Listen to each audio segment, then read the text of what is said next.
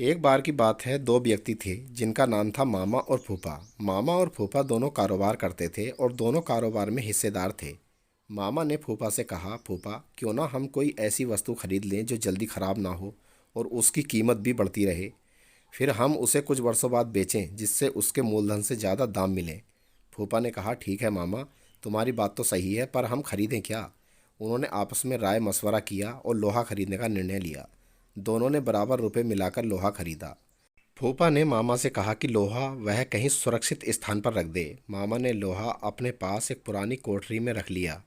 कुछ दिन तो लोहा जस का तस रखा रहा, पर धीरे धीरे मामा के मन में लालच आ गया और मामा फूफा को बिना बताए लोहा बेचने लगा।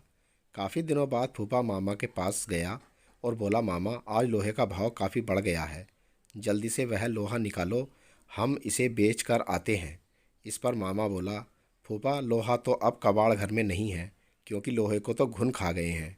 फूफा समझ गया कि मामा ने उसके साथ धोखा किया है और उसे बिना बताए सारे का सारा लोहा बेच दिया है।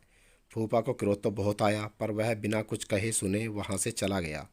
इस घटना के कुछ दिनों बाद फूफा मामा के पास आया और बोला, मामा मैं एक बारात में जा रहा हूँ, बड़ा अच्छा इंतजाम है, अकेला हूँ, चाहो तो अपने लड़के को साथ भेज दो, उसकी भी मौज हो जाएगी और कल सुबह तक हम वापस भी आ जाएंगे।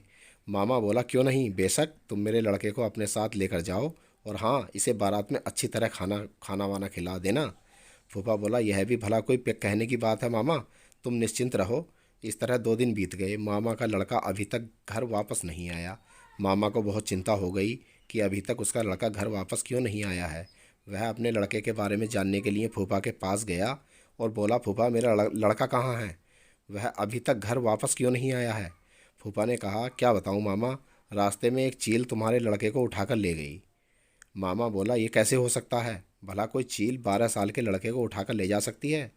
सीधी तरह मेरा लड़का मुझे वापस करो, नहीं तो मैं राजा के पास जाऊंगा। फूफा बोला, ठीक है मामा, चलो राजा जी के पास चलें, अब वही न्याय करेंगे।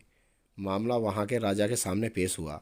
राजा ने सारी बात सुनी और आश्चर्यचकित होते हुए फूफा से कहा, देखो फूफा, तुम झूठ बोल रहे हो, भला कोई चील 12 वर्ष के लड़के को उठाकर अपने पंजों से आसमान में ले जा सकती है? इस पर फूफा ने उत्तर दिया, महाराज, जब लोहे को घुन खा सकता है तो फिर बच्चे को चील क्यों नहीं ले जा सकती?